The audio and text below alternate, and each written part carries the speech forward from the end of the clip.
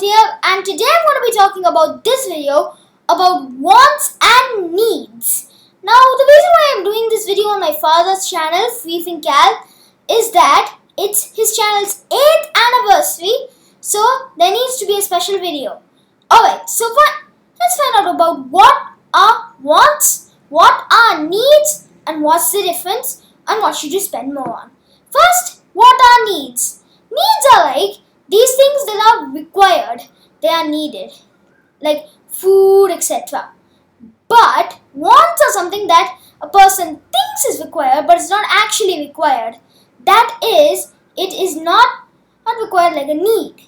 So let's take a look at what should you spend more on. First, wants are not needed, so you do not need to spend much money on them. So if we draw like this pie chart, okay, you're drawing this pie chart, and if we put needs, wants, and savings, so if you spend more money on wants, the amount of savings that we have becomes pretty low. But if we remove the amount of money that we save from wants, then the amount of money that we have in our savings is much higher.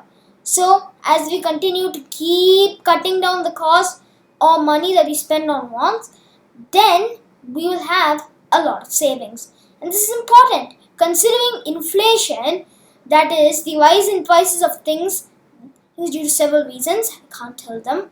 That you can reference my inflation video and it's in the link up above. But anyway, so what happens is then you will be able to buy future needs. They're required, so that will be important. But I'm not saying, just a disclaimer here, I am not saying that you shouldn't spend any money on wants. Please, if anybody watching this wants to buy something and they cannot buy it, I'm not saying that you shouldn't. Just go ahead. But just think about the future needs and try to spend at least minimum amount of money for it. This is Shrikant signing off.